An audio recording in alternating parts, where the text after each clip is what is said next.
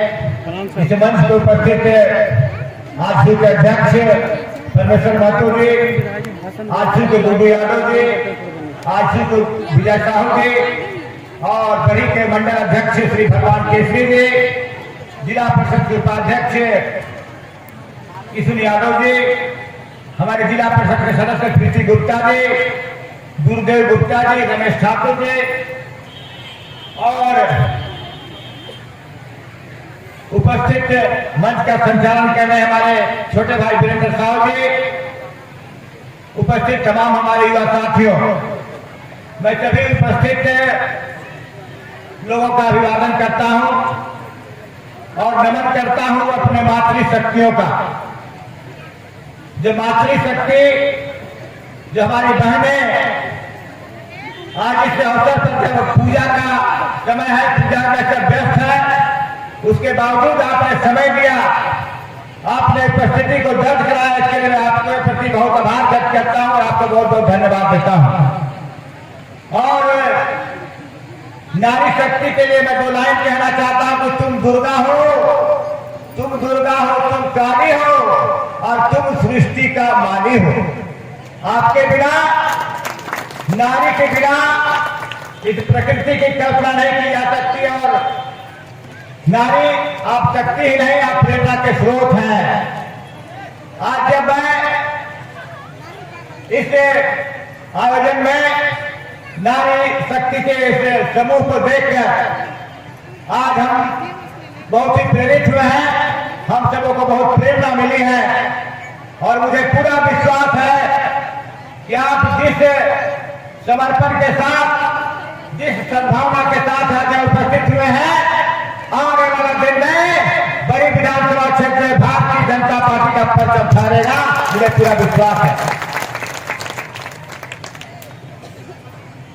आज तो हम जब आपके बीच उपस्थित हुए हैं, मैं भारतीय जनता पार्टी के उम्मीदवार के रूप में आपके बीच आया हूं, आपसे यह कहने आया हूं कि 13 तारीख को बड़ी विधानसभा क्षेत्र में विधानसभा का चुनाव होना है और आपसे यह अनुरोध कर रहा हूं कि कमल फूल पे बटन दबाकर झारखंड में भारतीय जनता पार्टी की सरकार बनाइए, यह कहने आया हूं।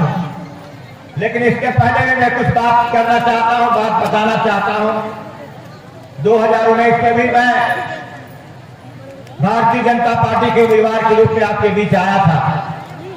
डेमोक्रेसी है, प्रजातंत्र है, चुनाव में पराजित हो गया, लेकिन आज फिर 5 साल के बाद चुनाव में उम्मीदवार बन के आया हूं। लेकिन इसके बीच में लगातार आपके बुलावे पर, आपकी समस्याओं को समाधान के लिए, आपके सुख दुख को बांटने के लिए मैं लगातार 5 वर्षों तक आपके बीच आते रहा हूं, यह मैं बताना चाहता हूं।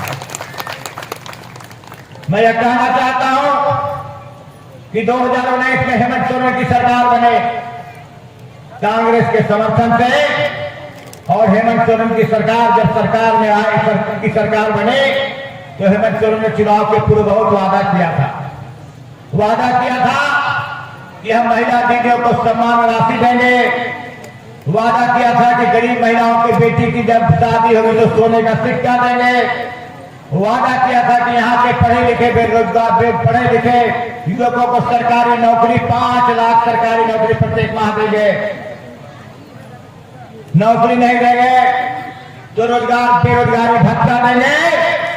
लेकिन यह दुर्भाग्य है, आज पूरा झारखंड ठगा हुआ महसूस कर रहा है, पूरा झारखंड ठगा हुआ महसूस कर रहा है।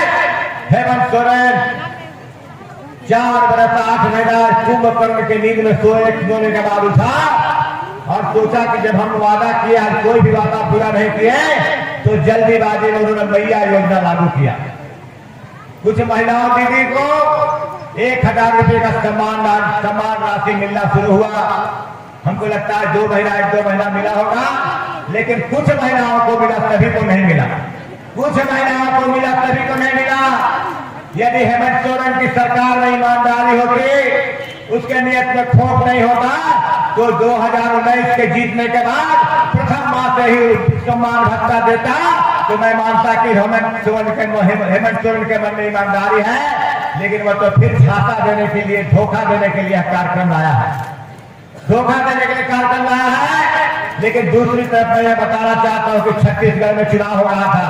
आज से 6 माह पहले हमारे आदरणीय नेता नरेंद्र मोदी जी ने घोषणा किया कि हमारी सरकार बनेगी अगर छत्तीसगढ़ में तो महिला दीदियों को हम सम्मान राशि देंगे। और कहते हैं ना कि मोदी जी जो कहते हैं वो करते हैं, मोदी जी जो कहते हैं वो करते हैं। और अपने वादे के मुताबिक आज छत्तीसगढ़ में वहां की राज्य सरकार महिलाओं को सम्मान राशि दे रही है। उसी तर्ज पर हमारे मोदी जी ने घोषणा किया है कि झारखंड में भाजपा की सरकार बनेगी तो गोगो दीदी योजना के माध्यम से हम सभी महिला दीदियों को कई सौ रुपये का सम्मान राशि देंगे। यही हमारा मोदी जी का कहना है। मोदी जी कहे हैं कि बेरोजगार युवक जो यहाँ पर शिक्षित बेरोजगार 2.5 लाख नौकरी पेंडिंग है अभी झारखंड सरकार में। मोदी जी का कहना कि प्रथम कैबिनेट होगा और उस कैबिनेट में वैकेंसी 2.5 लाख युवकों की नौकरी की वैकेंसी निकाली जाएगी और यहाँ के पढ़े लिखे युवकों को 2.5 लाख युवकों को सरकारी नौकरी मिलेगी। यही मोदी जी का घोषणा है। अभी महिला दीदी गैस सिलेंडर की बात कर रही थी।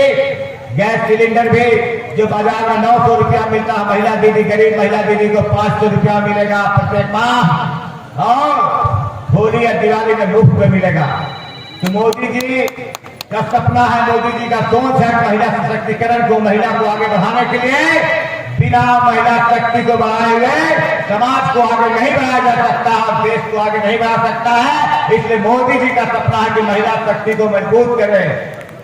हम आपके पास आए हैं और इसके बाद ये कहने आए हैं कि 2019 के बाद अभी यह चुनाव का वक्त है। अभी आपके पास बहुत सारे उम्मीदवार जाएंगे। अभी वर्तमान में जो विधायक रहे उसके बारे में मैंने बहुत कुछ कहना नहीं है। वर्तमान में विधायक के बारे में कुछ कहना नहीं है। उनका काला कारनामा, उनका काला चिट्ठा इतना काला हो गया, उनकी ही पार्टी ने उसको गेट आउट कर दिया। उनकी ही पार्टी ने उसको गेट आउट कर दिया और साइकिल पर चढ़ने के लिए मजबूर कर दिया। आज साइकिल पर चल रहे हैं और क्या करे बेचारा, जब मेट्रो युग में इस साइकिल 10-12 जगह दिन भर में पंचर हो जाता है। दिन भर में 10-12 जगह पंचर हो जाता है और कहता है कि जंगल वाला रास्ता में जाता है तो चैन भी उतर जाता है। इसलिए उनके दुर्दशा पर मैं कुछ कहना नहीं चाहता हूं। आज दुर्दशा में जी रहे हैं, दुर्दशा में है। लेकिन आपको मैं कहने आया हूं कि कांग्रेस पार्टी से आप सावधान रहो। कांग्रेस पार्टी से आपको सावधान रहना है। कांग्रेस पार्टी ने जिस व्यक्ति को 2019 में टिकट देकर विधायक बना, वो जंगल बड़ी विधानसभा क्षेत्र में लूटपाट और जंगल राज बना दिया था। लूटपाट और जंगल राज बना दिया था और फिर कांग्रेस पार्टी फिर उसी रास्ते पर चलकर बड़ी विधानसभा क्षेत्र में 3 लाख मतदाता है, 3 लाख से ज्यादा है। लेकिन कांग्रेस पार्टी को एक भी योग्य उम्मीदवार, एक योग्य युवक नहीं मिला कि हम बड़ी विधानसभा के रोटी माटी बेटी का सम्मान करें। उसने रोटी बेटी का सम्मान, रोटी माटी बेटी किसी का सम्मान नहीं किया। 300 किलोमीटर दूर गुमला से एक उम्मीदवार लाया है, 300 किलोमीटर गुमला से उम्मीदवार लाया है। और मैं तो लोग में चर्चाएं होने लगी कि भैया इसको कैसे टिकट मिल गया। मैं बोला कि मैं तो नहीं जानता हूं। तो तभी एक आदमी मोबाइल से न्यूज दिखाता है। स्थानीय विधायक कहते हैं कि 2 करोड़ रुपया घूस देकर टिकट लाया है, 2 करोड़ रुपया घूस देकर टिकट लाया है। तो आप सोचिए, कल्पना कीजिए जिस ऐसे व्यक्ति को मौका मिलेगा जो 2 करोड़ रुपया घूस देकर टिकट लाएगा, वो पहले अपना पेट भरेगा, अपना पेटी भरेगा, वो जनता का क्या कल्याण करेगा। इस बात पर आपको सोचना होगा, इस बात पर आपको विचार करना होगा। और मैंने कहा कि 300 किलोमीटर कुछ प्रदेश कहां से आया है। अभी उसके लिए क्या गाना बना के गा रहा था, लड़का मुझे सुनाया तो हमको लगा कि हम उसको बहुत सोचे कि तुम मत सुनाओ, हम ही सुनाएंगे उस गाना को, हम ही सुनाएंगे उस गाना को, तुम मत सुनाओ। सुनाने जा रहा था, हम उसको मना कर दिए। बोले हम सुनाएंगे कि तुम तो ठहरे परदेसी साथ क्या निभाओगे। अरे तुम तो ठहरे परदेसी साथ क्या निभाओगे, सुबह पहली गाड़ी से गुमला लौट जाओगे। अगर मैं यह कहना चाहता हूं कि आज उम्मीदवार पर कहा है कि माता श्री भी 2014 में चुनाव लड़ी थी 10 वर्ष पहले, यहाँ के लोगों ने उसको सम्मान दिया, 40,000 वोट दिया था, 40,000 वोट दिया था। उनसे आप पूछना कि 2014 में जब आपको 40,000 वोट मिला, जिन लोगों ने आपको वोट दिया, जिन लोगों ने सम्मान दिया, तो 10 वर्ष किसके भरोसे उन जनता को आपने छोड़ दिया? या पूछना, जरूर पूछना, जरूर पूछना कि किसके भरोसे उस 40,000 जनता को आपने छोड़ दिया।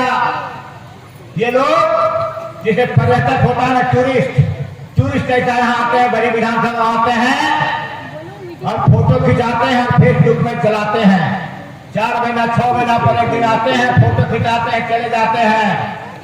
इनको ऐसा लगता है कि बड़ी में नोट लेके आएंगे और वोट खरीद लेंगे, बड़ी में नोट लेके आएंगे, वोट खरीद लेंगे। तो हम आप लोग इससे सावधान करने आए हैं, ऐसे व्यक्ति से सावधान करने आए हैं। अभी मैं भी क्षेत्र में घूम रहा था, किसी ने कहा आके कि कांग्रेस पार्टी का उम्मीदवार आता है, उसके साथ पीए उसका चलता है, नए लड़कों का नाम लिखता है। उसने पूछा कि भैया ये नाम क्यों लिख रहे हो? तो उसने कहा कि हम नया लड़का का नाम लिख रहे हैं कि उसको हम दारू पिलाएंगे और मुर्गा खिलाएंगे और पॉकेट में नोट देंगे। तो आप ऐसे उम्मीदवार से सावधान रहना। मैं उनको कहना चाहते हैं कि दारू और मुर्गा में 4 दिन का तो मजा आएगा, 4 दिन का मजा आएगा, लेकिन तुम्हारा भविष्य अंधकार हो जाएगा। मैं आपको सचेत करने आया हूँ, बताने आया हूँ। एक कहावत है ना कि 4 दिन की चांदनी फिर अंधेरी रात। इसलिए वैसे और वैसे मौका परस्त लोगों से आपको सावधान रहना है। मैं यह सचेत करने आया हूँ। जब देख नोट से काम नहीं चल रहा है, आजकल उनका नोट भी नहीं चल रहा, नोट ले नहीं रहे लोग, नोट ले रहे हैं, भाग जा रहे हैं। रोज झगड़ा हो रहा है कि नोट कल तो हम नोट दिया, उधर चला गया, रोज झगड़ा हो रहा है। तब वो जात पात की बात करते हैं। अब वो जात पात की बात करते हैं तो मैं यह कहना चाहता हूं कि जात से बड़ा धर्म होता है, जात से बड़ा धर्म होता है। जब धर्म रहेगा तो जात रहेगा, जब धर्म ही नहीं रहेगा तो जात क्या रहेगा। हम दूसरी बात कहना चाहता हूँ, छोटी 2 लाइन कहना चाहता हूँ कि जब दिया नहीं रहेगा तो बाती क्या करेगा। दीदी लोग सुनिए, जब दिया नहीं रहेगा तो बाती क्या करेगा और धर्म नहीं रहेगा तो जाति क्या करेगा। इसलिए जो जात पात का जाल फंसा हुआ है, जाल फेंका गया, उस जाल में फंसता नहीं। मैं यही सचेत करने आया हूं। अभी कुमारी सुजाता बता रही थी बांग्लादेश का हालत जान लो। बांग्लादेश हमारे बगल में ज्यादा दूर नहीं है, 400 किलोमीटर पास करेंगे, पाकुर के बगल में बांग्लादेश है।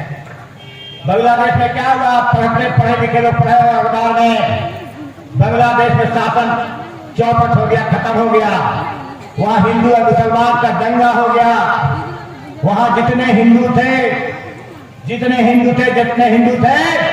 उसको वहां के मुसलमान लोगों ने काटना शुरू कर दिया। उसने नहीं पूछा कि तुम कौन जात के हो, तुम बनिया हो, तेली हो, जादव हो, कुर्मी हो, नहीं पूछा। वो सिर्फ हिंदू जान के सबको काटने लगे।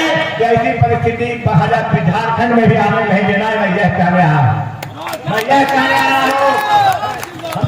आया हूँ कि पहले धर्म होता है, उसके बाद जात होता है। हमारे मोदी जी के बाद एक नेता हमारे आदरणीय जोगी जी हैं। कांग्रेस ने जात फेंका है इस बांटो और राज करो। कांग्रेस ने जात फेंका है हमारी विधानसभा क्षेत्र के बांटो और राज करो। और हमारे जोगी जी क्या कहते हैं कि एक बनो और नेक बनो। जोगी जी कहते हैं कि एक बनो और नेक बनो, और कहते हैं कि बटोगे तो इसलिए वोट काटना नहीं, जब एकजुट होकर भारतीय जनता पार्टी के कमल फूल छाप में जो 2 नंबर पर है उसका बटन दबाएं और सनातन धर्म और हिंदू धर्म के ध्वज, महान ध्वज वहां का आदरणीय मोदी जी की भारतीय जनता पार्टी को विजय बनाए। इन्हीं बातों के साथ जय हिंद, बोलो जय